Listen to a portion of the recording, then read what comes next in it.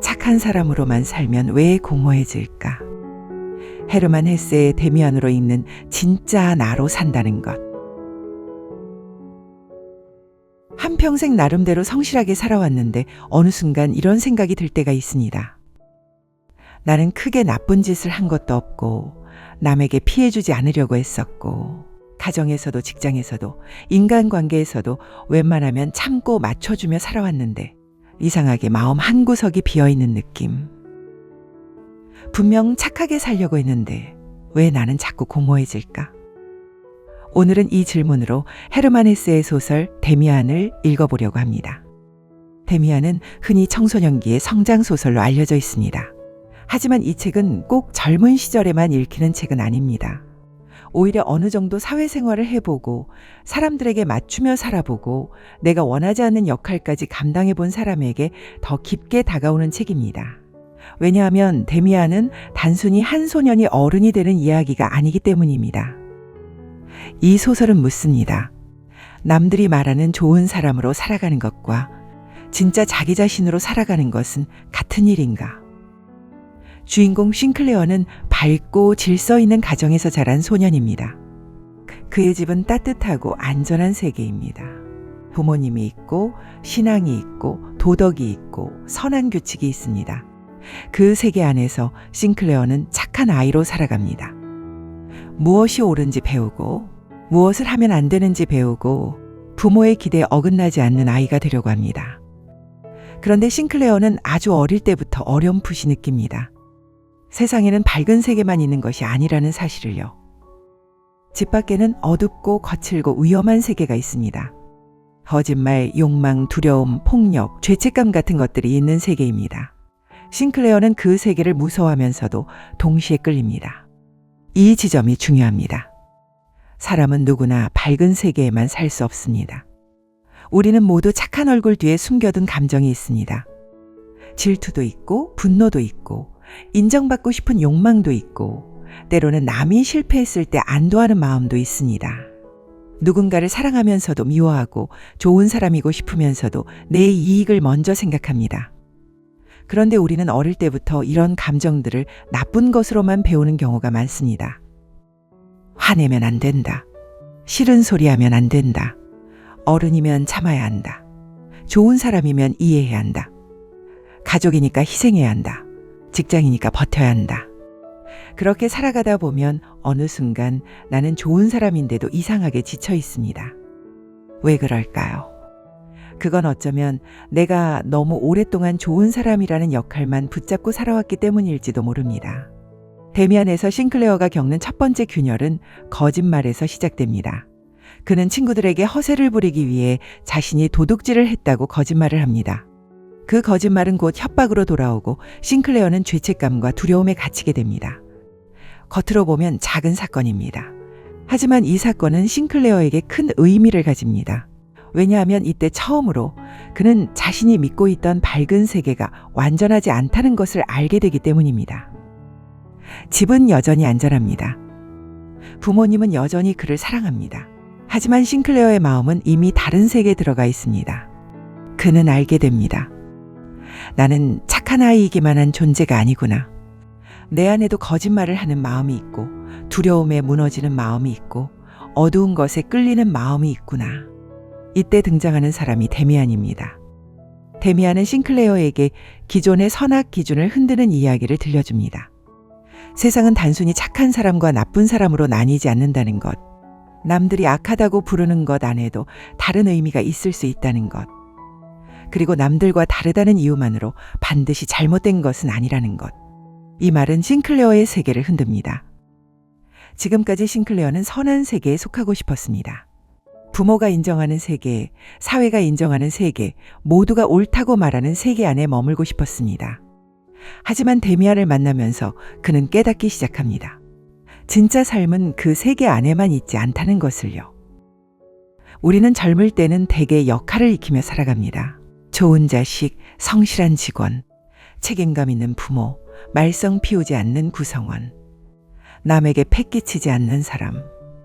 이 역할들은 중요합니다. 사회는 이런 역할들 덕분에 유지되고 우리 삶도 어느 정도 안정됩니다. 문제는 어느 순간부터 그 역할이 나 자신을 대신해 버릴 때입니다. 나는 늘 괜찮은 사람이어야 했고, 늘 이해하는 사람이어야 했고, 늘 참고 넘어가는 사람이어야 했습니다. 그런데 그렇게 살다 보면 이상한 일이 생깁니다. 사람들은 나를 좋은 사람이라고 부르는데 정작 나는 내가 누구인지 잘 모르게 됩니다. 내가 정말 원하는 것이 무엇인지, 내가 무엇을 싫어하는지, 무엇이 나를 아프게 하는지, 어디까지가 배려이고 어디부터가 자기 포기인지 모르게 됩니다. 데미안이 말하는 성장의 핵심은 바로 여기에 있습니다. 진짜 어른이 된다는 것은 착한 사람이 되는 것이 아닙니다. 자기 안의 밝은 면과 어두운 면을 함께 책임지는 사람이 되는 것입니다. 많은 사람이 착하게 살려고 합니다. 물론 착함은 소중합니다. 하지만 착함이 자기 회피가 되는 순간 그것은 더 이상 미덕이 아닙니다. 싫은데도 싫다고 말하지 못하는 것, 상처받았는데도 아무렇지 않은 척하는 것, 분노가 쌓였는데도 좋은 사람처럼 웃는 것, 상대가 나를 함부로 대하는데도 관계를 잃을까봐 참는 것. 이것은 성숙함이 아니라 때로는 자기 자신을 외면하는 방식일 수 있습니다. 싱클레어는 자신이 알던 세계를 깨고 나와야 합니다. 그가 깨야 하는 것은 단순히 부모의 세계가 아닙니다. 그가 깨야 하는 것은 나는 착해야만 사랑받을 수 있다는 믿음입니다. 나는 어두운 감정을 가져서는 안 된다는 믿음입니다. 남들과 달라지는 것은 위험하다는 믿음입니다. 이 믿음들은 우리 안에도 있습니다.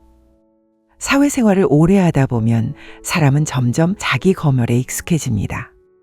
이 말은 하면 불편해하겠지. 내가 참는 게 낫겠지. 나이 먹고 굳이 따져서 뭐하나. 좋게 좋게 넘어가는 게 어른이지. 물론 때로는 넘어가는 지혜도 필요합니다. 모든 일에 싸울 필요는 없습니다. 하지만 문제는 너무 오래 넘어가기만 하면 내 마음이 나에게서 멀어진다는 것입니다. 데미안의 싱클레어가 겪는 방황은 그래서 의미가 있습니다. 그는 한 번에 훌륭한 사람이 되지 않습니다. 오히려 흔들리고 죄책감에 빠지고 길을 잃고 엉뚱한 곳에 마음을 빼앗기기도 합니다. 하지만 그 모든 과정을 지나며 그는 조금씩 자기 안을 들여다봅니다. 나는 왜 두려운가? 나는 왜 착한 세계에만 머물고 싶어 하는가? 나는 왜 어두운 것을 부정하면서도 그것에 끌리는가? 나는 정말 내 삶을 살고 있는가? 여기서 데미안은 단순한 청춘의 책을 넘어섭니다. 이 책은 어른들에게도 묻습니다. 지금까지 당신이 살아온 삶은 정말 당신의 삶이었습니까? 아니면 누군가가 원했던 좋은 사람의 모습이었습니까? 직장에서 인정받기 위해 나를 지웠던 시간, 가정의 평화를 위해 내 감정을 눌렀던 시간, 부모로서, 배우자로서, 자식으로서 책임이라는 이름 아래 묵묵히 감당했던 시간. 그 시간들이 모두 틀렸다는 뜻은 아닙니다. 다만 이제는 물어야 합니다. 그 많은 역할을 해내는 동안 나는 나 자신과 얼마나 가까워졌는가. 데미안에는 알을 깨고 나오는 새의 이미지가 등장합니다. 이 이미지는 이 작품 전체를 관통하는 상징입니다. 새가 태어나려면 자신을 감싸고 있던 알을 깨야 합니다. 알은 안전한 세계입니다. 동시에 한계이기도 합니다. 사람도 마찬가지입니다. 우리가 오래 머문 세계는 우리를 보호해주지만 어느 순간 우리를 가둘 수도 있습니다. 착한 사람이라는 알, 성실한 사람이라는 알, 부모다운 사람이라는 알, 남에게 패기치지 않는 사람이라는 알, 늘 괜찮은 사람이라는 알. 그 알 안에 있으면 안전합니다. 하지만 그 안에서는 더 넓은 하늘을 볼 수 없습니다. 성장은 특정한 시기에만 필요한 일이 아닙니다. 어쩌면 진짜 성장은 어느 정도 삶의 모양이 굳어진 뒤에 더 어렵게 찾아옵니다. 처음 무언가를 시작할 때보다 이미 쌓아온 것들 사이에서 방향을 바꾸는 일이 더 어렵기 때문입니다. 사람은 자신이 오래 지켜온 이미지, 관계, 체면, 책임을 쉽게 내려놓지 못합니다. 그래서 자기 자신이 된다는 것은 때로 더 조용하고 더 고통스러운 일입니다. 그것은 세상에 크게 반항하는 일이 아니라 익숙한 나의 모습을 조금씩 의심해보는 일에 가깝습니다. 데미안이 말하는 진짜 변화는 바깥의 반항보다 안쪽의 정직함에 가깝습니다. 내가 정말 싫은 것을 싫다고 인정하는 것, 내 안의 질투와 분노를 없는 척하지 않는 것, 남에게 좋은 사람으로 보이기 위해 나를 계속 속이지 않는 것, 내가 원하는 삶과 남들이 기대한 삶을 구분해 보는 것. 그것이 알을 깨는 첫 번째 순간입니다. 우리는 자주 착한 사람과 좋은 사람을 혼동합니다. 착한 사람은 갈등을 피하려고 자신을 줄입니다. 하지만 좋은 사람은 자기 자신을 잃지 않으면서도 타인을 존중합니다. 착한 사람은 미움받지 않으려 했습니다. 하지만 성숙한 사람은 모두에게 좋은 사람이 될 수 없다는 사실을 받아들입니다. 착한 사람은 어두운 감정을 부끄러워합니다. 하지만 자기 자신을 아는 사람은 그 감정까지 자기 일부로 인정합니다. 데미안이 우리에게 주는 지혜는 바로 이것입니다. 인간은 밝은 면만으로 완성되지 않습니다. 내가 부정하고 밀어낸 마음까지 마주할 때 비로소 조금 더 온전해집니다. 그래서 데미안은 나이 든 독자에게도 여전히 불편하고 유효합니다. 이 책은 우리를 위로하기만 하지 않습니다. 오히려 묻습니다. 당신은 너무 오래 착한 사람으로만 살지 않았습니까? 당신이 지키려 했던 평화가 사실은 자기 침묵은 아니었습니까? 당신이 어른답다고 믿었던 태도가 사실은 두려움은 아니었습니까? 물론 자기 자신으로 산다는 것은 쉽지 않습니다. 자기 목소리를 낸다는 것은 누군가의 실망을 감당한다는 뜻이기도 합니다. 내가 원하는 삶을 선택한다는 것은 익숙한 안전지대를 벗어나는 일이기도 합니다. 내 안의 어두운 감정을 인정한다는 것은 내가 생각보다 괜찮은 사람만은 아니라는 사실을 받아들이는 일이기도 합니다. 하지만 그 과정을 피하면 우리는 끝내 자기 삶의 바깥에서만 살게 됩니다. 남들에게는 좋은 사람으로 남을지 몰라도 자기 자신에게는 낯선 사람으로 남을 수 있습니다. 데미안의 싱클레어가 데미안을 만난 것은 사실 자기 안의 목소리를 만난 것과 같습니다. 데미안은 싱클레어에게 길을 대신 살아주는 사람이 아닙니다. 그는 질문을 던지는 사람입니다. 너는 정말 네 삶을 살고 있느냐고. 너는 왜 남들이 정한 선함 안에만 머물려 하느냐고. 너는 네 안의 어둠까지 책임질 용기가 있느냐고. 이 질문은 오늘 우리에게도 이어집니다. 사회생활을 오래 해본 사람일수록 압니다. 세상은 착한 사람을 반드시 귀하게 대하지 않습니다. 오히려 너무 착하기만 한 사람은 쉽게 이용당하기도 합니다. 늘 참는 사람에게는 더 많은 참음이 요구되고 늘 괜찮다고 말하는 사람에게는 더 많은 부담이 얹힙니다. 그러니 이제는 착함을 버리자는 이야기가 아닙니다. 착함만으로 자신을 증명하려는 삶에서 조금은 벗어나자는 이야기입니다. 내가 어떤 사람인지, 무엇을 원하고 무엇을 두려워하는지, 어떤 감정을 오래 눌러왔는지, 어디에서부터 내가 나를 배신하기 시작했는지 조용히 들여다보자는 이야기입니다. 오늘 밤 데미안을 다시 읽는다면 이 작품은 우리에게 이렇게 말하는 것 같습니다. 좋은 사람이 되기 전에 먼저 자기 자신에게 정직한 사람이 되라고. 남들이 인정하는 밝은 세계에만 머물지 말고 내 안에 어둡고 불편한 진실까지 마주하라고. 그리고 언젠가 더 이상 맞지 않는 껍질이 있다면 조용히 그러나 분명하게 깨고 나오라고. 착한 사람으로 살아온 시간이 틀린 것은 아닙니다. 그 시간도 분명 우리를 지탱해 주었습니다. 하지만 앞으로의 삶까지 오직 착한 사람이라는 이름 하나로만 버틸 필요는 없습니다. 인생의 어느 밤에는 우리도 스스로에게 물어야 합니다. 나는 지금 정말 내 삶을 살고 있는가? 아니면 아직도 누군가가 기대한 좋은 사람의 모습 안에 갇혀 있는가? 오늘의 고전은 헤르만 헤세의 데미안이었습니다. 고전이 필요한 밤. 오늘은 착한 사람으로 살아온 우리에게 필요한 질문을 꺼내보았습니다. 오늘 밤만큼은 남에게 좋은 사람이 되기 전에 나 자신에게 조금 더 정직한 사람이 되어보면 어떨까요?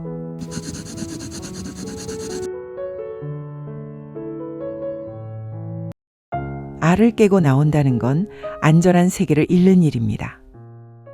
헤르만 헤세의 데미안으로 읽는 변화의 두려움. 사람은 누구나 한 번쯤 인생을 바꾸고 싶어 합니다. 지금과는 다른 삶을 살고 싶고, 조금 더 자유롭고 싶고, 남의 기대보다 내 마음에 가까운 선택을 하고 싶어 합니다. 하지만 막상 변화의 순간이 오면 우리는 이상하게 망설입니다. 자유를 원한다고 생각했는데 막상 자유 앞에 서면 먼저 두려움이 찾아옵니다. 왜 그럴까요? 그건 변화란 단순히 새로운 곳으로 가는 일이 아니기 때문입니다. 변화란 지금까지 나를 지켜주던 세계를 떠나는 일입니다. 때로는 나를 보호해주던 껍질을, 내 손으로 깨뜨리는 일입니다. 오늘은 헤르만 헤세의 데미안에서 가장 유명한 상징, 알을 깨고 나오는 새에 대해 이야기해 보려 합니다. 이 이미지는 보통 성장, 자유, 자기 자신이 되는 과정으로 해석됩니다. 맞습니다. 하지만 조금 더 깊이 들여다보면 이 장면은 마냥 아름다운 해방의 이미지가 아닙니다. 알을 깨고 나온다는 것은 익숙한 안전을 잃는 일입니다. 내가 믿어온 세계를 의심하는 일이고 오래 맡아온 역할에서 벗어나는 일이며 그동안 나를 설명해 주던 이름들을 조금씩 내려놓는 일입니다. 그러니 알을 깬다는 것은 결코 낭만적인 일만은 아닙니다. 오히려 그것은 불안하고 외롭고 때로는 죄책감을 동반하는 일입니다. 데미안의 주인공 싱클레어는 처음부터 어두운 세계에 살던 아이가 아닙니다. 그는 밝고 따뜻한 가정에서 자랐습니다. 부모가 있고 신앙이 있고 질서가 있고 선함이 있는 세계였습니다. 그에게 집은 하나의 알이었습니다. 그 알은 싱클레어를 보호했습니다. 무엇이 옳고 그른지 알려주었고 그가 어디에 속해 있는지 알려주었고 세상이 아직 안전하다고 믿게 해주었습니다. 그러므로 알은 처음부터 감옥이 아니었습니다. 이 점이 중요합니다. 우리는 때때로 껍질을 깨라는 말을 너무 쉽게 합니다. 마치 기존의 세계는 모두 나쁜 것이고 그것을 버려야만 진짜 삶이 시작되는 것처럼 말합니다. 하지만 실제 삶은 그렇게 단순하지 않습니다. 우리를 가둔 것처럼 보이는 많은 것들은 한때 우리를 살게 해준 것들입니다. 안정된 관계, 익숙한 자리, 성실한 사람이라는 이미지, 좋은 사람이라는 이름, 누군가에게 필요한 사람이라는 감각, 갈등을 만들지 않는 사람이라는 자부심.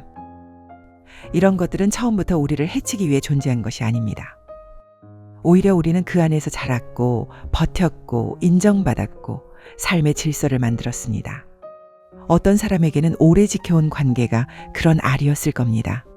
힘들 때도 있었지만 그 관계가 주는 안정감이 삶을 지탱해 주었을 겁니다. 어떤 사람에게는 자신이 맡은 역할이 그런 알이었을 겁니다. 책임은 무거웠지만 동시에 내가 살아가는 이유가 되어 주었을 겁니다. 어떤 사람에게는 좋은 사람이라는 이미지가 그런 알이었을 겁니다. 화내지 않고 참아주고 이해하고 웬만하면 넘어가는 사람. 그 모습 덕분에 관계가 유지되고 갈등을 피할 수 있었을 겁니다. 문제는 그 알이 어느 순간 더 이상 나를 키우지 못할 때입니다. 한때는 나를 보호하던 것이 어느 순간 나를 가두기 시작할 때가 있습니다. 싱클레어에게 밝은 세계가 그랬습니다. 그 세계는 아름답고 안전했지만 그의 내면 전체를 담기에는 너무 좁았습니다. 그 안에는 선함과 질서만 있었습니다. 하지만 싱클레어의 마음속에는 두려움도 있었고 욕망도 있었고 거짓말도 있었고 어둠에 끌리는 마음도 있었습니다. 그가 어른이 되어 간다는 것은 밝은 세계를 미워한다는 뜻이 아닙니다. 다만 그 세계만으로는 더 이상 충분하지 않다는 사실을 인정하는 일입니다. 우리 삶도 비슷합니다. 어른이 된다는 건 단지 나이가 드는 일이 아닙니다. 어른이 된다는 건 자신이 머물던 세계를 다시 바라보게 되는 일입니다. 내가 믿어온 것, 내가 지켜온 것, 내가 참고 넘어온 것, 내가 좋은 사람으로 보이기 위해 삼켜온 말들, 그 모든 것들을 어느 날 조용히 돌아보게 되는 순간이 옵니다. 이 삶이 정말 나의 삶이었을까? 나는 정말 내가 원하는 방향으로 걸어왔을까? 아니면 누군가가 기대한 모습을 너무 오래 연기해온 것은 아닐까?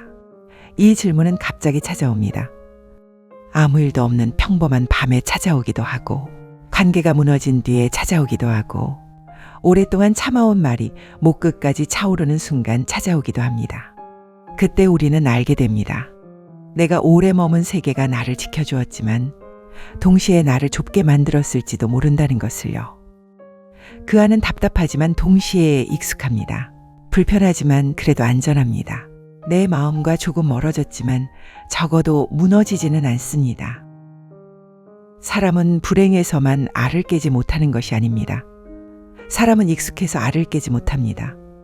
어떤 관계가 나를 지치게 해도 쉽게 끊지 못합니다. 어떤 역할이 나를 소모시켜도 쉽게 내려놓지 못합니다. 내가 원하는 삶이 따로 있다는 것을 알면서도 그냥 지금처럼 살아갑니다.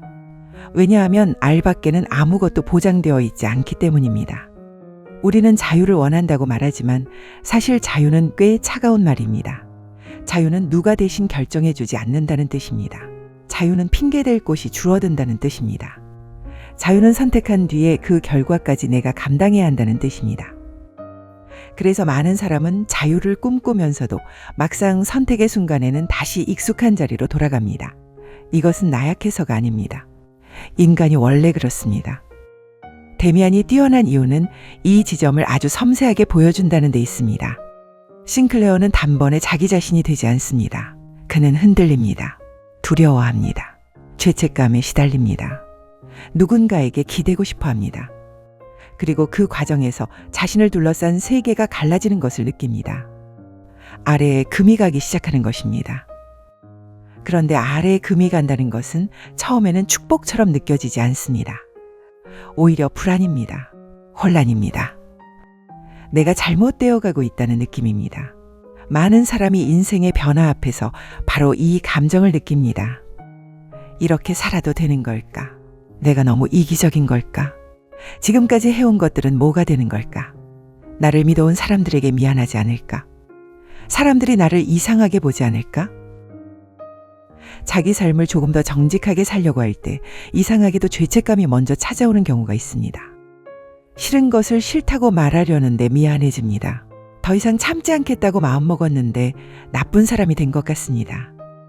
나를 위해 한 걸음 물러나려는데 누군가를 버리는 것 같습니다. 하지만 모든 죄책감이 잘못의 증거는 아닙니다. 때로 죄책감은 우리가 오래된 역할에서 벗어나고 있다는 신호일 수 있습니다. 오랫동안 착한 사람으로만 살아온 사람은 자신을 지키는 일조차 이기심처럼 느낍니다. 오랫동안 참는 데 익숙한 사람은 거절하는 일조차 공격처럼 느낍니다.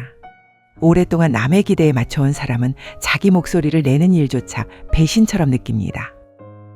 하지만 정말 그럴까요? 내 마음을 말하는 것이 늘 이기적인 일일까요?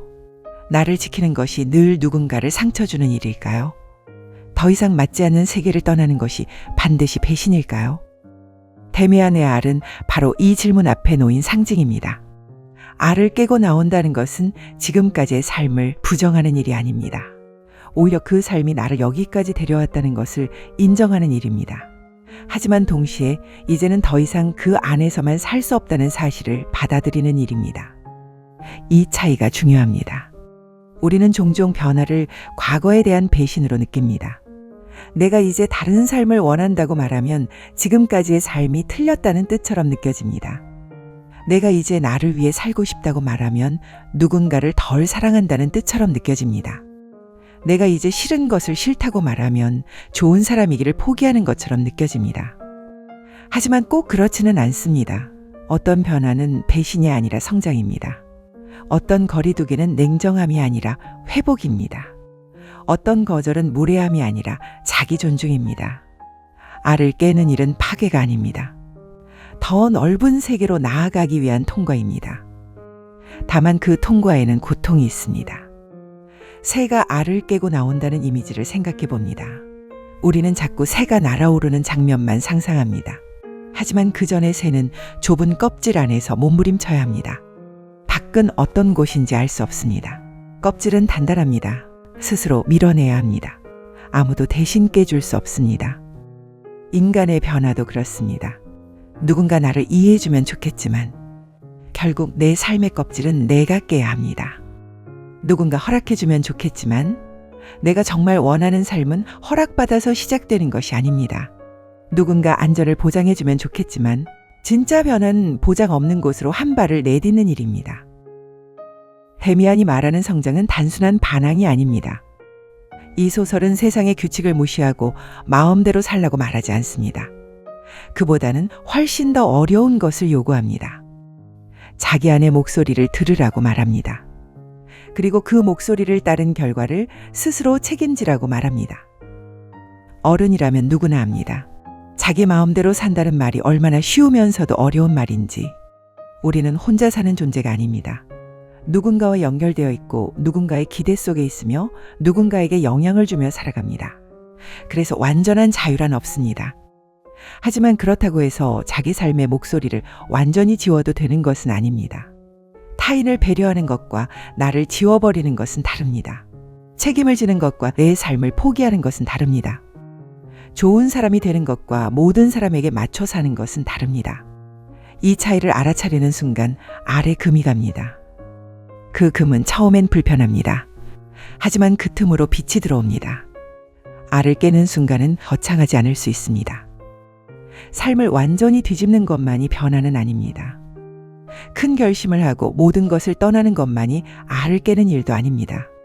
어떤 사람에게는 처음으로 싫다고 말하는 일이 알을 깨는 일입니다. 어떤 사람에게는 더 이상 미안하지 않아도 되는 일에 미안해하지 않은 것이 알을 깨는 일입니다. 어떤 사람에게는 오래된 관계에서 한 걸음 물러나는 것이 알을 깨는 일입니다. 어떤 사람에게는 평생 미뤄온 일을 조용히 다시 시작하는 것이, 어떤 사람에게는 자기 마음을 처음으로 인정하는 것이, 어떤 사람에게는 혼자 있는 시간을 두려워하지 않는 것이 알을 깨는 일입니다. 중요한 것은 크기가 아닙니다. 중요한 것은 방향입니다. 나는 지금 더 정직해지고 있는가? 아니면 더 익숙한 두려움 속으로 숨어들고 있는가?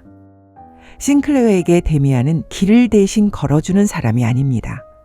데미안은 그에게 질문을 던지는 사람입니다. 너는 네가 속한 세계를 정말 믿고 있느냐?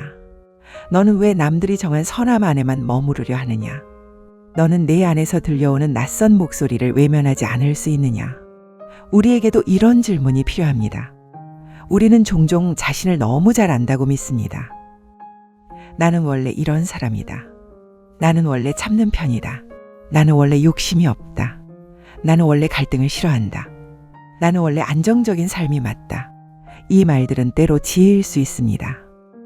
하지만 때로는 두려움이 스스로를 설득하기 위해 만든 문장일 수도 있습니다. 데미안은 우리에게 이렇게 묻는 것 같습니다. 그 말은 정말 당신의 지혜입니까? 아니면 오래된 두려움입니까? 사람은 어느 한 시기에만 태어나는 것이 아닙니다. 우리는 여러 번 다시 태어납니다. 처음 세상에 나올 때 한 번, 누군가의 기대에서 벗어날 때 한 번, 실패를 겪고도 다시 일어설 때 한 번, 사랑이 끝난 뒤에도 무너지지 않을 때 한 번, 그리고 어느 날 자기 자신과 정직하게 마주할 때 또 한 번. 그러니 변화는 늦은 시간이 없습니다. 다만 오래 머문 세계일수록 그곳을 떠나는 일이 더 어려울 뿐입니다. 그 세계가 나빴기 때문이 아닙니다. 오히려 한때는 너무 필요했기 때문입니다. 알은 우리를 지켜주었습니다. 그러나 모든 알은 언젠가 좁아집니다. 그리고 좁아진 알 안에서 계속 살아간다면 우리는 안전할 수는 있어도 더 자라지는 못합니다. 물론 알을 깬 뒤에도 모든 것이 해결되지는 않습니다. 새가 알을 깨고 나왔다고 해서 바로 하늘을 나는 것은 아닙니다. 처음에는 젖어 있고 약하고 불안정합니다. 바람도 낯설고 빛도 낯설고 자기 날개조차 낯설 수 있습니다. 변화도 그렇습니다. 막상 내 목소리를 내기 시작하면 관계가 어색해질 수 있습니다. 거절을 시작하면 누군가는 서운해할 수 있습니다.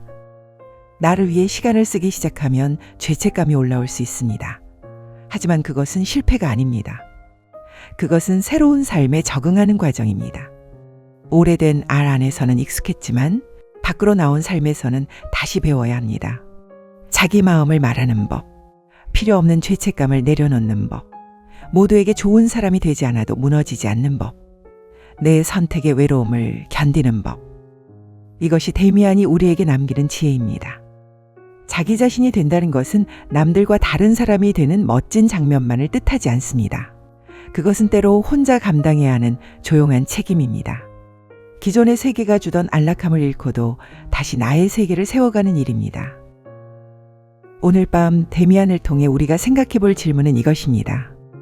당신에게 알은 무엇입니까? 당신을 지켜준 세계입니까? 아니면 이제는 당신을 가두는 세계입니까? 그 알은 오래된 관계일 수도 있습니다. 좋은 사람이라는 이미지일 수도 있습니다. 성실함이라는 자부심일 수도 있습니다. 익숙한 자리일 수도 있습니다. 변하면 안 된다는 믿음일 수도 있습니다. 중요한 것은 그 알을 미워하는 것이 아닙니다. 그 알은 한때에 우리를 살게 해주었습니다. 그러니 고마워할 수 있습니다. 하지만 고마운 것이라고 해서 영원히 그 안에 머물러야 하는 것은 아닙니다. 우리를 지켜준 세계가 더 이상 우리를 자라게 하지 못할 때 우리는 조용히 금을 내기 시작해야 합니다. 거창한 반항이 아니어도 됩니다. 삶을 하루아침에 뒤집지 않아도 됩니다. 다만 이제는 스스로에게 조금 더 정직해지는 것, 내가 불편한 것을 불편하다고 인정하는 것, 내가 원하는 것을 너무 늦었다고 밀어내지 않는 것, 남들이 기대한 삶과 내가 살아야 할 삶을 구분해 보는 것, 그것이 어쩌면 우리가 깨야 할 첫 번째 알일지도 모릅니다. 알을 깨고 나온다는 건 안전한 세계를 잃는 일입니다. 하지만 동시에 내가 나로 살아갈 수 있는 첫 번째 공간을 얻는 일이기도 합니다.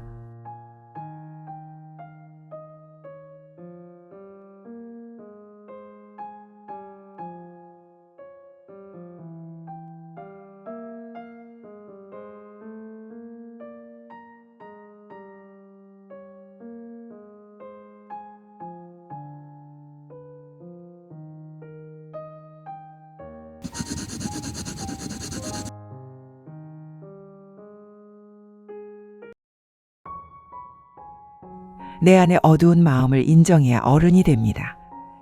헤르만 헤세의 데미안으로 읽는 마음의 그림자. 누구에게나 남에게 보여주고 싶은 얼굴이 있습니다. 괜찮은 사람, 이해심 있는 사람, 쉽게 흔들리지 않는 사람, 누가 봐도 크게 모나지 않은 사람. 우리는 대개 그런 모습으로 살고 싶어 합니다.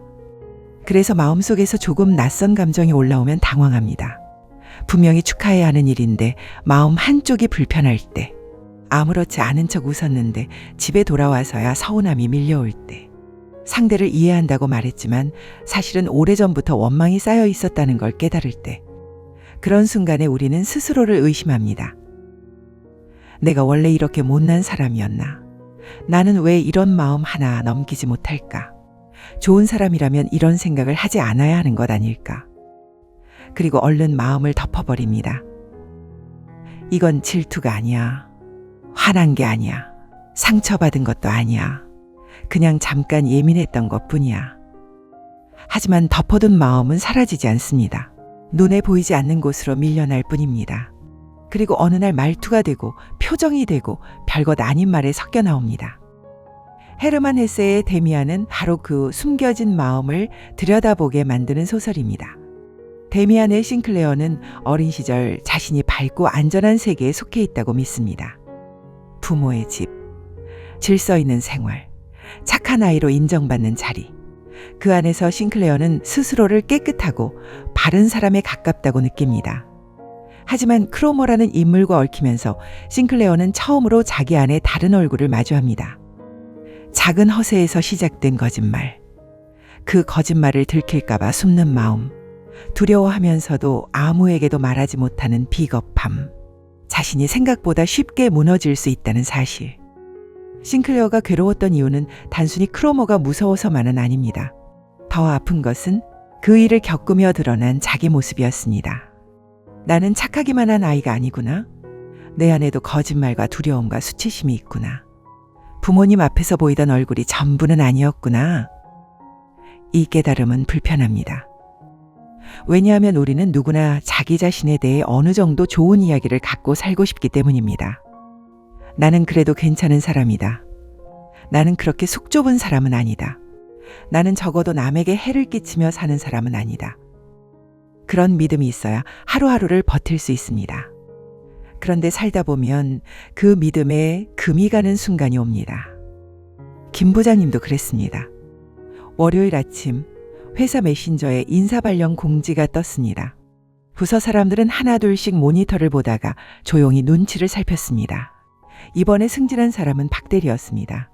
아직 젊고 일도 빠르고 윗사람들 앞에서 말도 잘하는 직원이었습니다. 김 부장님도 박대리를 싫어한 건 아니었습니다. 오히려 평소에는 꽤 아꼈습니다. 점심시간이 되자 사람들이 축하한다고 한마디씩 했습니다. 김 부장님도 웃으면서 말했습니다. 잘됐다. 요즘 고생하더니 결국 해냈네. 말은 자연스러웠습니다. 표정도 나쁘지 않았습니다. 그런데 그날 퇴근길 지하철 창에 비친 자기 얼굴을 보다가 김 부장님은 문득 이상한 감정을 느꼈습니다. 축하하는 마음이 없는 건 아닙니다. 그런데 마음이 개운하지 않습니다. 왜 저 친구는 저렇게 빨리 인정받을까? 나는 그동안 뭘 한 걸까? 사람들은 이제 나를 지나간 사람처럼 보는 걸까? 나는 괜찮다고 생각했는데 사실은 괜찮지 않았던 걸까? 그 감정이 너무 초라해서 김 부장님은 곧장 다른 이유를 찾기 시작했습니다. 요즘 회사가 너무 젊은 사람만 밀어준다. 윗사람들이 보여주기식 인사를 한 거다. 박 대리도 아직 부족한 게 많은데 너무 빨리 올라갔다. 틀린 말이 아닐 수도 있습니다. 실제로 조직 안에는 불공정한 부분이 있을 수 있습니다. 하지만 그 모든 생각 밑에 김 부장님이 차마 인정하고 싶지 않은 마음이 있었습니다. 질투였습니다. 그 단어를 떠올리는 순간 기분이 나빠집니다. 내가 후배를 질투한다고? 내가 그런 사람이라고? 그래서 김 부장님은 그 마음을 없던 일로 치워버립니다. 그런데 치워둔 감정은 다음 회의 때 돌아옵니다. 박 대리가 의견을 내자 김 부장님은 유난히 꼬투리를 잡습니다. 다른 직원이 박 대리를 칭찬하자 한마디를 보탭니다. 아직 경험이 더 필요하지. 운도 좀 따랐고. 요즘은 분위기가 젊은 사람들한테 유리하니까. 겉으로는 선배의 조언처럼 들립니다. 하지만 그 말에는 작은 가시가 있습니다. 김 부장님 자신도 그걸 어렴풋이 압니다. 그래서 집에 돌아와 더 피곤합니다. 하루 종일 일을 많이 해서가 아니라 자기 마음을 못 본 척하느라 지친 겁니다. 우리도 비슷한 순간을 겪습니다.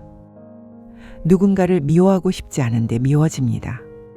비교하고 싶지 않은데 자꾸 비교합니다. 쿨한 척했지만 마음은 오래 붙잡고 있습니다. 괜찮다고 했지만 사실은 하나도 괜찮지 않습니다. 이때 필요한 것은 무작정 자신을 몰아세우는 일이 아닙니다. 나는 왜 이렇게 못났을까? 나는 좋은 사람이 아니었구나. 나는 아직도 이 정도밖에 안 되는구나. 이렇게 자기를 때리기 시작하면 마음은 더 깊이 숨어버립니다. 반대로 전부 남 탓으로 돌리는 것도 위험합니다. 저 사람이 문제야. 상황이 이상했던 거야. 나는 당연한 반응을 한 거야. 이렇게만 가면 자기 안에서 무슨 일이 일어났는지 끝내보지 못합니다. 데미안에서 데미안이 싱클레어에게 해주는 일은 바로 여기에 가깝습니다. 그는 싱클레어를 달래기만 하지 않습니다. 대신 싱클레어가 믿고 있던 기준을 흔들어 놓습니다. 가장 유명한 장면 중 하나가 카인과 아벨 이야기입니다. 보통 카인은 악한 사람, 아벨은 선한 사람으로 이해됩니다. 그런데 데미안은 그 이야기를 다르게 읽습니다. 카인은 정말 악했기 때문에 두려움의 대상이 되었을까? 아니면 사람들이 이해하지 못하는 존재였기 때문에 나쁜 이름을 뒤집어 쓴 것은 아닐까? 이 해석이 중요한 이유는 선과 악을 단순히 바꾸어 말해서가 아닙니다. 데미안은 싱클레어에게 묻는 겁니다. 네가 배운 이름들이 정말 전부냐고. 네가 나쁘다고 밀어낸 것들 안에도 아직 살펴보지 못한 의미가 있지 않냐고. 이 질문은 우리에게도 필요합니다. 질투가 생겼다고 해서 그 사람이 곧장 추한 사람인 것은 아닙니다. 분노가 올라왔다고 해서 무조건 잔인한 사람인 것도 아닙니다. 욕망이 있다고 해서 인생이 망가지는 것도 아닙니다. 문제는 그 마음이 있다는 사실을 끝까지 모른 척할 때 생깁니다. 보지 않은 질투는 누군가를 깎아내리는 말이 됩니다. 숨긴 분노는 비꼬는 농담으로 흘러나옵니다. 인정하지 않은 외로움은 관계를 붙잡아 두려는 집착이 됩니다. 두려움은 통제욕으로 바뀌고 상처는 냉소로 굳어집니다. 처음부터 나쁜 의도가 있었던 것은 아닐 수 있습니다. 다만 돌보지 않은 마음이 뒤에서 행동을 밀어붙였을 뿐입니다. 김 부장님이 박 대리를 싫어해서 그런 말을 한 것은 아닐지도 모릅니다. 그는 다만 자신이 밀려났다는 느낌을 견디기 어려웠던 겁니다. 오래 쌓아온 자리가 흔들리는 듯했고 누군가의 성취가 자신의 실패처럼 느껴졌던 겁니다. 그 마음을 인정했다면 달라졌을지도 모릅니다. 내가 지금 질투하고 있구나. 저 친구가 미운 게 아니라 나도 인정받고 싶었던 거구나. 내가 두려운 건 박 대리의 승진이 아니라 내가 더는 필요 없는 사람이 될까 봐서구나. 이렇게 볼 수 있었다면 적어도 박 대리를 향해 가시돋친 말을 던지기 전에는 멈출 수 있었을 겁니다.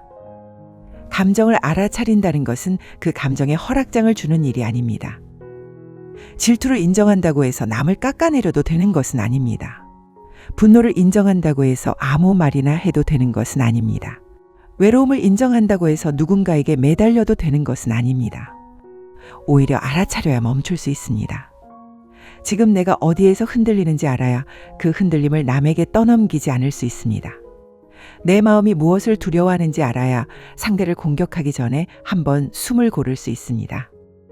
우리는 감정을 완전히 선택할 수는 없습니다. 질투는 어느 날 생깁니다. 분노도 갑자기 올라옵니다. 서운함은 마음대로 꺼지지 않습니다. 하지만 그 감정을 어떤 말로 바꿀지, 어떤 행동으로 옮길지는 조금 다르게 선택할 수 있습니다. 바로 그 지점에서 사람이 달라집니다. 어두운 마음이 없어서 괜찮은 사람이 되는 것이 아닙니다. 그 마음이 올라왔을 때 그것을 그대로 남에게 던지지 않으려 애쓸 때 조금 더 깊어집니다. 상처받았다고 해서 상처 주지 않으려는 것, 불안하다고 해서 상대를 몰아세우지 않으려는 것, 인정받고 싶다는 마음을 알면서도 그 욕망 때문에 자신을 잃지 않으려는 것. 이건 겉으로는 조용한 일입니다. 하지만 마음속에서는 꽤 큰 싸움입니다. 데미안은 그래서 불편한 책입니다. 이 소설은 우리를 좋은 말로만 위로하지 않습니다. 그보다 더 어려운 자리로 데려갑니다. 네가 숨긴 마음도 내 안에 있다고. 네가 부끄러워한 감정에도 이유가 있다고. 그 마음을 보지 않고서는 너 자신을 제대로 이해하기 어렵다고. 우리는 때때로 좋은 사람이 되고 싶어서 마음을 지웁니다. 화나지 않은 척합니다. 부럽지 않은 척합니다. 상처받지 않은 척합니다. 아무 욕심도 없는 척합니다. 하지만 지워진 마음은 언젠가 다른 방식으로 말을 겁니다. 나를 좀 봐달라고. 내가 왜 생겼는지 물어봐 달라고. 나를 부끄럽다고 밀어내기 전에 한 번만 제대로 들어봐 달라고. 어쩌면 우리가 가장 숨기고 싶어하는 감정 안에 지금의 나를 설명하는 단서가 있을지도 모릅니다. 질투는 내가 무엇을 간절히 원했는지 알려줍니다. 분노는 내가 어디에서 계속 침범당했다고 느꼈는지 보여줍니다. 두려움은 내가 잃고 싶지 않은 것이 무엇인지 드러냅니다. 외로움은 내가 어떤 연결을 기다리고 있었는지 말해줍니다. 물론 감정이 항상 옳은 것은 아닙니다. 마음이 시키는 대로 사는 것이 자유도 아닙니다. 다만 감정을 무조건 잘라내야 할 것으로만 여기면 우리는 자기 안에서 벌어지는 일을 배울 수 없습니다. 필요한 것은 억누르는 것도 아니고 마음 가는 대로 휘두르는 것도 아닙니다. 잠깐 멈춰서 묻는 일입니다. 지금 이 마음은 어디서 왔을까? 나는 이 감정을 누구에게 던지려 하고 있을까? 이 마음을 따라가면 나는 어떤 사람이 될까? 이 질문이 생기면 우리는 조금 덜 자동적으로 반응하게 됩니다. 싱클레어도 결국 그런 길 위에 있습니다. 그는 자신을 깨끗하고 바른 아이로만 볼 수 없게 됩니다. 하지만 그렇다고 어두운 충동에 전부를 맡기지도 않습니다. 그 사이에서 흔들리며 자기 안에 낯선 마음들을 하나씩 알아갑니다. 우리도 크게 다르지 않습니다. 흔들리지 않는 사람이 되는 것이 답은 아닐지 모릅니다. 흔들릴 때 자신이 어디로 기울고 있는지 알아차리는 사람이 되는 것. 상처가 없어서가 아니라 그 상처를 그대로 남에게 넘기지 않으려는 것. 부끄러운 마음이 없어서가 아니라 그 마음을 핑계로 삼지 않는 것. 그런 태도가 어른의 얼굴에 더 가까울지도 모릅니다. 내 안의 어두운 마음을 인정한다는 것은 나쁜 사람이 되겠다는 뜻이 아닙니다. 그것은 내 마음을 더 이상 남의 일처럼 대하지 않겠다는 뜻입니다. 나는 언제나 너그럽지만은 않습니다. 사랑하면서도 미워할 수 있습니다. 이해하고 싶지만 어떤 날에는 먼저 이해받고 싶습니다. 자유롭고 싶으면서도 동시에 안전한 곳에 숨고 싶습니다. 이런 모순을 알아차릴 때 우리는 자신을 조금 더 정확히 보게 됩니다. 그리고 타인도 덜 쉽게 판단하게 됩니다. 나에게도 그런 마음이 있음을 알기 때문입니다.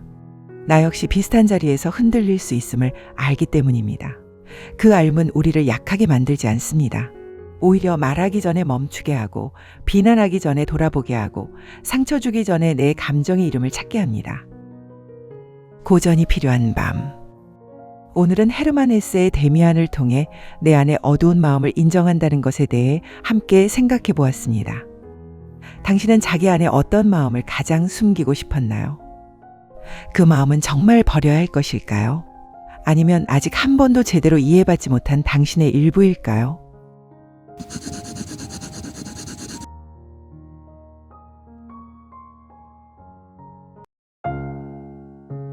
흔들릴 때 나만의 나침반을 세우는 법. 헤르만 헤세의 데미안으로 있는 인도자의 의미.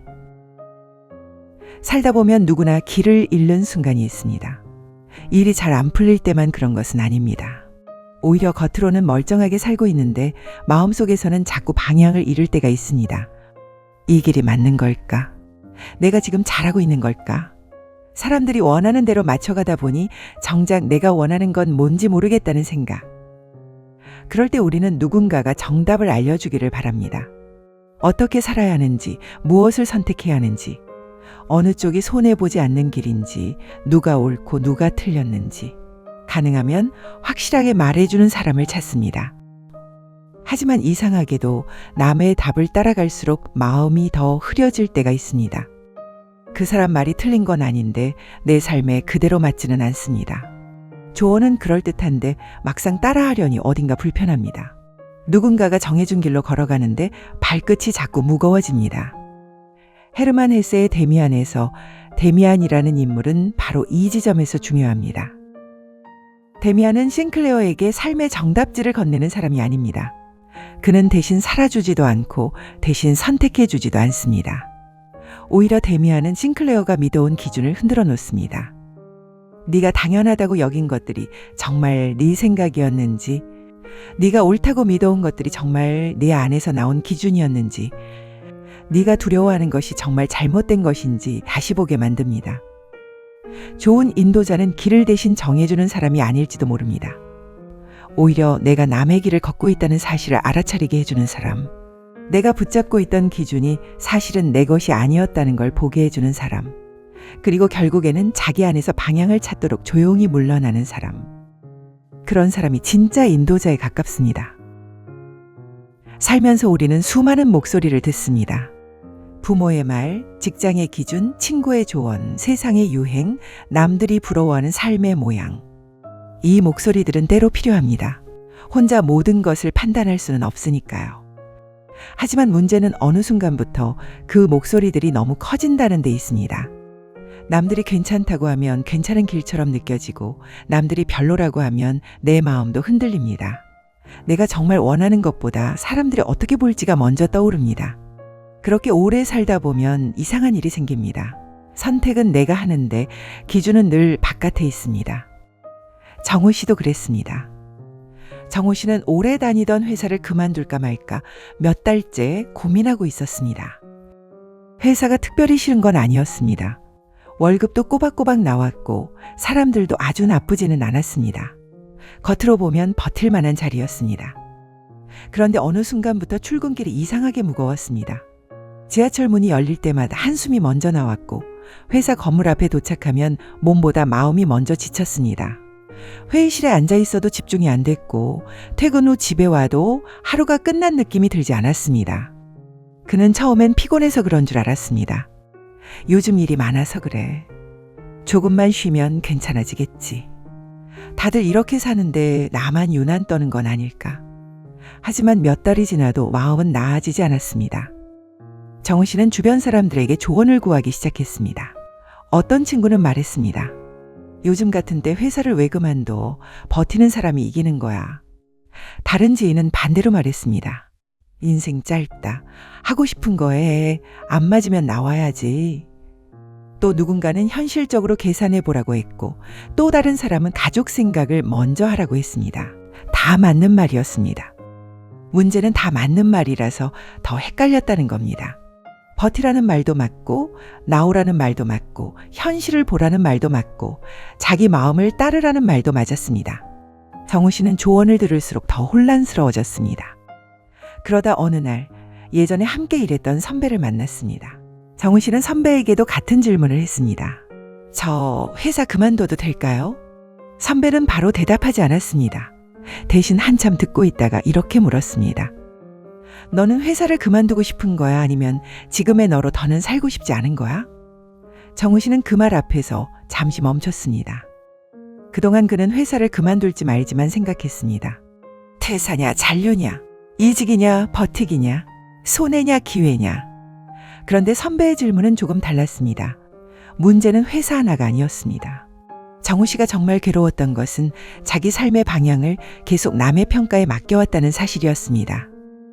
윗사람이 좋게 보면 안심했고 동료가 앞서가면 불안했고 가족이 걱정하면 죄책감을 느꼈고 친구가 부러워하는 선택이면 괜찮은 길처럼 느꼈습니다. 겉으로는 신중한 사람처럼 보였지만 사실은 계속 남의 눈빛을 나침반처럼 쓰고 있었던 겁니다. 그날 선배는 정우 씨에게 답을 주지 않았습니다. 그만둬, 버텨, 이직해. 이런 말은 하지 않았습니다. 대신 질문 하나를 남겼습니다. 네가 어떤 선택을 하든 그 선택 뒤에 남고 싶은 사람이 누구인지 먼저 생각해봐. 정우 씨는 그날 집에 돌아와 처음으로 퇴사 여부가 아니라 자기 기준을 적기 시작했습니다. 나는 어떤 방식으로 일하고 싶은가? 무엇까지는 견딜 수 있고 무엇부터는 나를 망가뜨리는가? 돈이 중요하다는 사실을 인정하되 돈 때문에 어디까지 나를 밀어둘 것인가?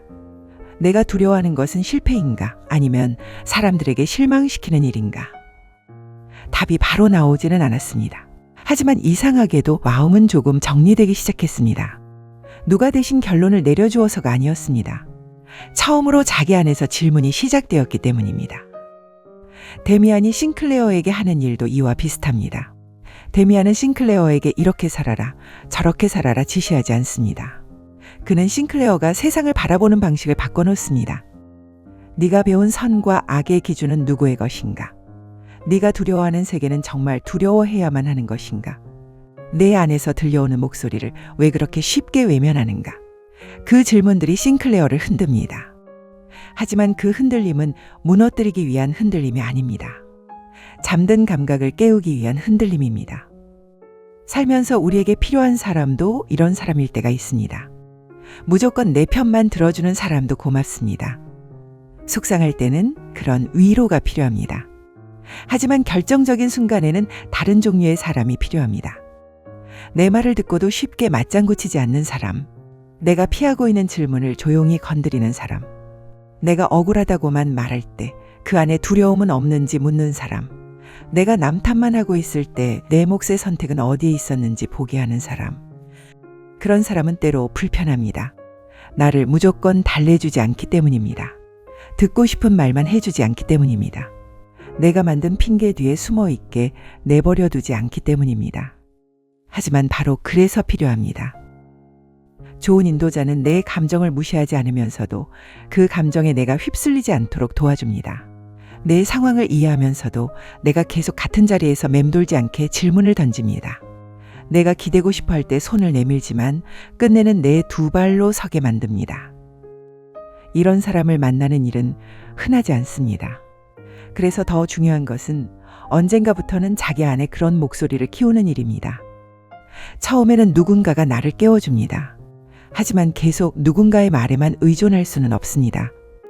누가 나를 인정해줘야만 괜찮은 선택이라면 나는 늘 흔들릴 수밖에 없습니다. 누가 허락해줘야만 움직일 수 있다면 내 삶의 운전대는 아직 내 손에 없습니다. 누가 옳다고 말해줘야만 마음이 놓인다면 나는 아직 내 기준을 믿지 못하는 것입니다. 나침반은 길을 대신 걸어주지 않습니다. 다만 방향을 알려줍니다. 나침반이 있다고 해서 길이 편해지는 것은 아닙니다. 비가 올 수도 있고 돌아가야 할 수도 있고 중간에 길을 잃을 수도 있습니다. 그래도 나침반이 있으면 한 가지는 달라집니다. 남들이 뛰는 방향으로 무작정 따라가지 않아도 됩니다. 누가 큰 소리로 말한다고 해서 그쪽이 꼭 맞는 길이라고 믿지 않아도 됩니다. 잠시 흔들려도 다시 돌아볼 기준이 생깁니다. 사람에게도 그런 내면의 나침반이 필요합니다. 그 나침반은 거창한 신념일 필요는 없습니다.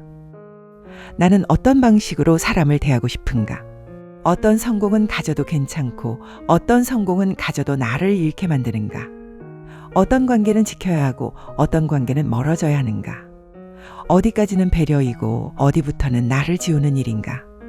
무엇을 얻기 위해서라면 무엇까지 이룰 수 있는가? 이런 질문들이 쌓이면 조금씩 자기 기준이 생깁니다. 처세라는 것도 결국 여기서 시작됩니다. 처세는 사람들 눈치를 잘 보는 기술만은 아닙니다. 분위기를 읽는 것도 필요하고 때로는 침묵도 필요하고 상황에 맞게 움직이는 지혜도 필요합니다. 하지만 기준이 없는 처세는 금방 비굴해집니다. 상대가 강하면 맞추고 분위기가 바뀌면 말을 바꾸고 손해볼 것 같으면 마음에도 없는 선택을 하고 인정받고 싶어서 점점 자기 생각을 잃어버립니다. 반대로 자기 기준만 앞세우고 아무것도 살피지 않는 사람은 고집스러워집니다. 그러니 필요한 것은 둘 사이의 균형입니다. 세상의 흐름을 보되 거기에 완전히 끌려가지는 않는 것. 타인의 조언을 듣되 마지막 선택은 자기 안에서 확인하는 것. 관계를 소중히 여기되 관계 때문에 자기 삶을 통째로 내주지는 않는 것. 이것이 어쩌면 삶의 후반으로 갈수록 더 중요해지는 처세일지도 모릅니다. 젊을 때는 틀려도 다시 시작할 시간이 많다고 느낍니다. 하지만 어느 정도 살아온 뒤에는 선택 하나에도 많은 것이 따라붙습니다. 쌓아온 자리, 오래된 관계, 가족의 기대, 경제적인 현실, 사람들이 나를 보는 시선. 그래서 더 쉽게 흔들립니다. 이제 와서 바꾸는 게 맞을까? 남들은 어떻게 볼까? 괜히 욕심내는 건 아닐까? 안전한 길을 버렸다가 후회하면 어쩌지? 이럴 때 필요한 것은 무모함이 아닙니다. 그렇다고 겁에 질려 아무것도 하지 않는 것도 아닙니다. 필요한 것은 자기 안에서 확인된 기준입니다. 나는 무엇 때문에 이 선택을 하려는가? 두려움 때문에 남는 것인가? 책임 때문에 남는 것인가? 도망치고 싶어서 떠나는 것인가? 더 정직하게 살기 위해 떠나는 것인가? 남에게 괜찮아 보이기 위한 결정인가? 내 삶을 조금 더 바르게 세우기 위한 결정인가? 이 질문을 피하지 않을 때 선택은 조금 단단해집니다. 정답을 맞추는 선택은 아닐 수 있습니다. 손해가 전혀 없는 선택도 아닐 수 있습니다. 하지만 적어도 남의 목소리에 휩쓸려 떠밀린 선택은 아니게 됩니다. 데미안의 데미안은 그래서 한 사람이라기보다 상징처럼 느껴집니다. 우리 삶에도 데미안 같은 순간이 있습니다. 누군가의 한마디가 나를 멈추게 할 때, 오랫동안 당연하다고 믿은 생각에 금이 갈 때, 남의 기대에 맞춰 살던 내가 처음으로 나는 정말 이걸 원하는가 묻게 될 때, 그 순간은 편안하지 않습니다. 하지만 꼭 나쁜 것도 아닙니다. 흔들린다는 것은 기준이 무너진다는 뜻일 수도 있지만 동시에 남의 기준이 벗겨지고 있다는 뜻일 수도 있습니다.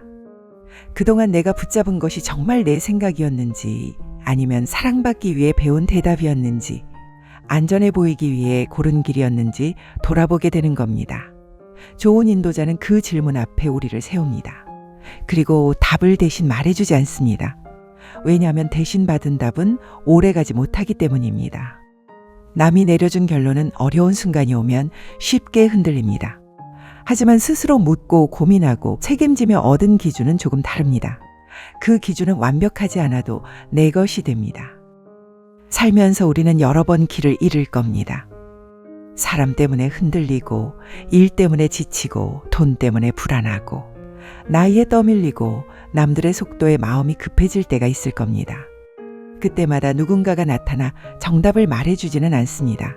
그래서 결국 우리에게 필요한 것은 질문을 품는 힘입니다. 나는 지금 무엇을 두려워하고 있는가? 나는 누구에게 인정받고 싶어서 이 선택을 하려는가? 이 길을 계속 가면 나는 어떤 사람이 되어 있을까? 내가 정말 지키고 싶은 것은 무엇인가? 이런 질문들이 마음속에 남아있을 때 우리는 조금 덜 휩쓸립니다. 흔들리지 않는 삶은 없습니다. 다만 흔들릴 때마다 남의 손에 전부를 맡기는 사람이 있고 흔들림 속에서도 자기 안의 방향을 다시 찾으려는 사람이 있습니다. 데미안이 우리에게 보여주는 인도자는 후자의 길로 우리를 데려갑니다. 편안한 답을 주는 사람이 아니라 잊고 있던 질문을 되돌려주는 사람. 나를 대신 끌고 가는 사람이 아니라 내 안의 나침반을 다시 보게 하는 사람. 고전이 필요한 밤.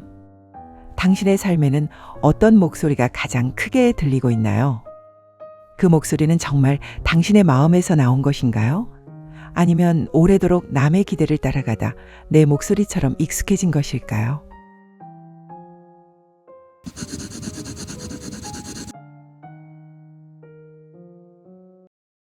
남들과 다르게 산다는 건 왜 외로운 일일까? 헤르만 헤세의 데미안으로 읽는 진짜 나답게 산다는 것. 사람은 생각보다 쉽게 남의 시선 안에서 삽니다. 내가 무엇을 원하는지보다 남들이 어떻게 볼지가 먼저 떠오릅니다. 이 선택을 하면 이상하게 보이지 않을까? 괜히 유난 떠는 사람처럼 보이지 않을까? 나만 다른 길로 가면 뒤처지는 건 아닐까? 다들 참고 사는데 나만 못 견디는 건 아닐까? 그래서 우리는 자주 마음을 접습니다. 하고 싶은 말이 있어도 삼키고, 가기 싫은 자리에도 나가고, 어울리지 않는 관계도 유지하고, 원하지 않는 삶의 모양도 따라갑니다. 그렇게 살면 크게 부딪히지는 않습니다. 하지만 너무 오래 남에게 맞춰 살다 보면 어느 순간 마음이 비어갑니다. 분명히 성실하게 살아왔는데, 분명히 큰 문제 없이 버텨왔는데, 문득 이런 생각이 듭니다. 나는 언제부터 내 삶을 이렇게 조심스럽게만 살게 되었을까? 헤르만 헤세의 데미안에는 카인의 표식이라는 이야기가 나옵니다. 우리가 흔히 아는 카인은 죄를 지은 사람입니다. 동생 아벨을 죽였고 그래서 벌을 받은 인물로 기억됩니다. 하지만 데미안은 이 이야기를 조금 다르게 바라봅니다. 카인은 정말 단순히 악한 사람이었을까? 혹시 사람들은 자신들과 다른 기운을 가진 사람을 두려워했고 그 두려움 때문에 그를 나쁜 이름으로 부른 것은 아닐까? 이 해석이 중요한 이유는 카인을 좋은 사람으로 바꾸자는 데 있지 않습니다. 데미안이 던지는 질문은 이것에 가깝습니다. 우리는 왜 남들과 다른 사람을 쉽게 불편해할까? 왜 익숙한 기준에서 벗어난 사람에게 금방 이름표를 붙일까?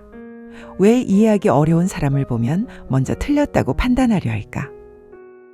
지연 씨는 회사에서 일을 꽤 잘하는 사람이었습니다.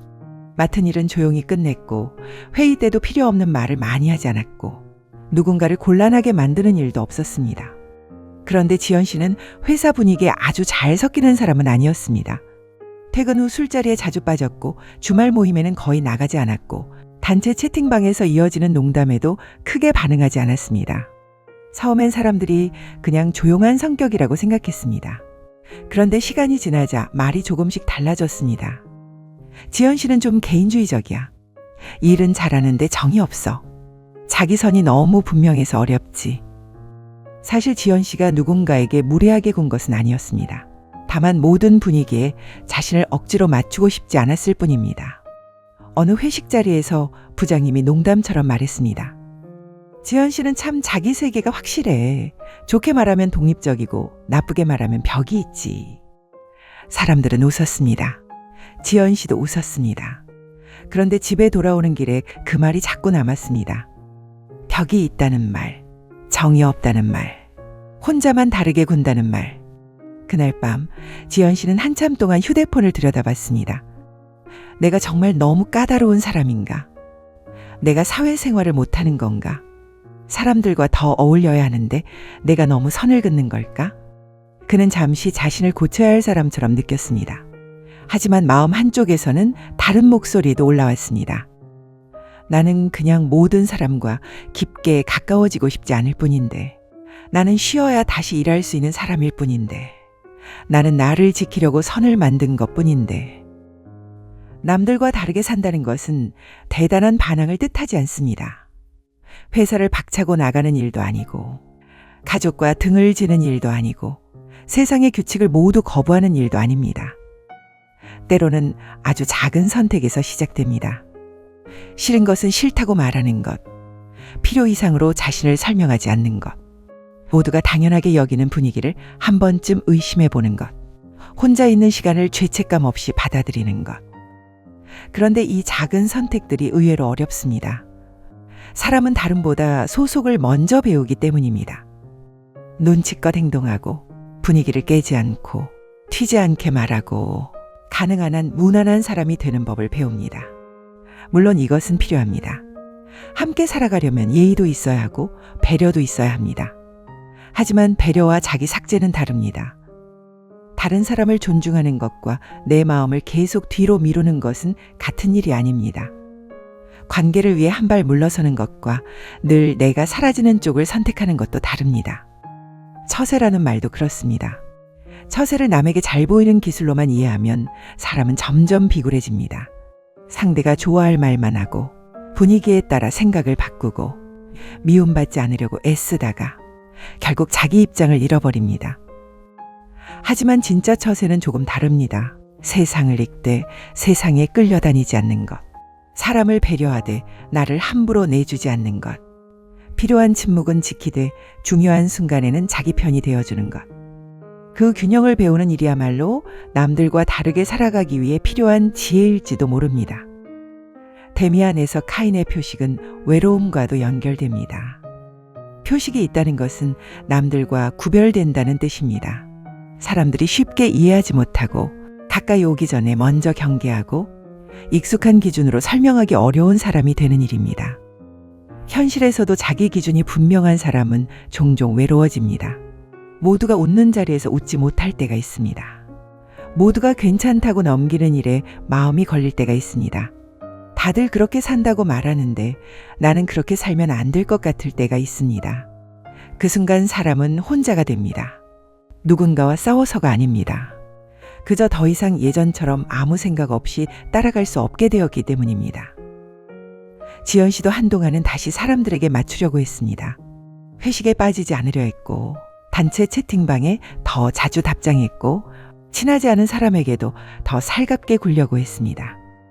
처음 며칠은 괜찮았습니다. 사람들도 좋아하는 것 같았고, 요즘 지연 씨 밝아졌네라는 말도 들었습니다.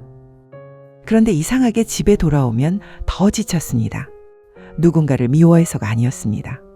그 자리들이 전부 나빠서도 아니었습니다.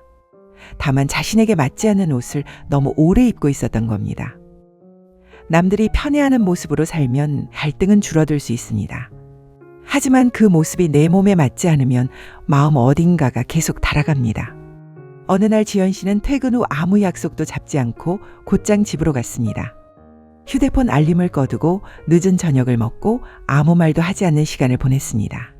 그날 그는 오랜만에 조금 편안했습니다. 그리고 알게 되었습니다. 나는 사람을 싫어하는 게 아니구나. 너무 많은 사람 속에서 나를 잃는 게 힘든 사람이구나.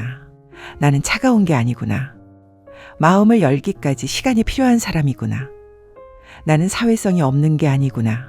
내 에너지를 지키는 방식이 조금 다른 사람이구나.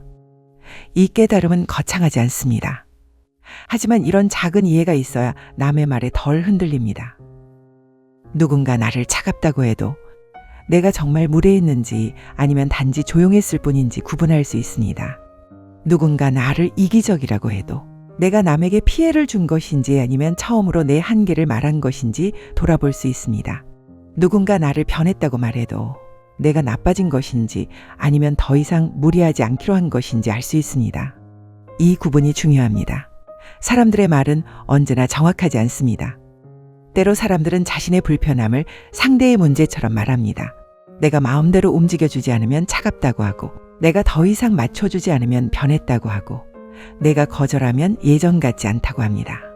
그 말을 전부 믿으면 우리는 다시 남의 기대 속으로 끌려갑니다.